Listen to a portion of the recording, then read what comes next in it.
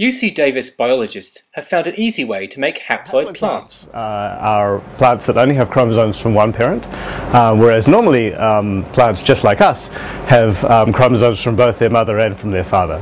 And when we make a new plant variety by crossing together two parents that have a combination of helpful traits, and we try to combine those useful traits, we have to take the offspring of that cross and inbreed them for many generations so that we make a true breeding variety. And so by making haploid plants, those are plants that only have chromosomes from one parent, we instantly make a plant that has presumably a combination of the helpful traits from its original grandparents, but is immediately true breeding. And so we save many generations of time. The discovery came by accident. When we cross two plants, we should have the genes from both parents in the progeny, because we get one version of every gene from our mother and one from our father.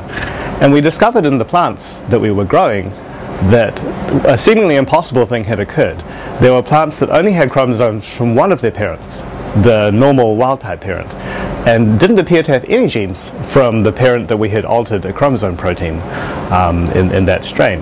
And so what we later figured out is that the chromosomes from both parents were meeting after fertilization, but one set was being selectively discarded. And so that is how we make plants that only have the chromosomes from one of their parents. One obvious idea was that we had just had some other seeds fall into the pot, because the seeds of the plant we work with are exceedingly small. But then the result happened again, and we had some other indications that there was something extremely strange going on. And I really have to give credit to my postdoctoral fellow, Ravi, who had the insight to figure out what was happening. It's a big advance for plant breeding. Plant breeders currently make thousands of haploids every year for selected crops, but those methods are often very limited in terms of the particular varieties to which they can be applied.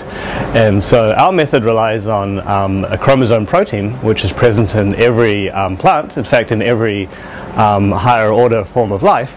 And so we hope that by engineering this protein in any plant, we can make haploids for crops which are currently impossible.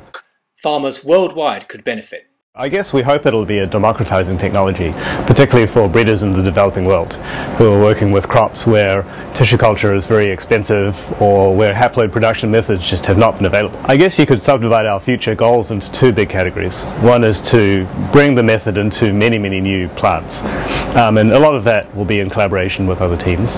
And then the second major goal is to study the process and to understand the basic science that underlies it, so we can both improve it and also maybe even discover new plant breeding methods.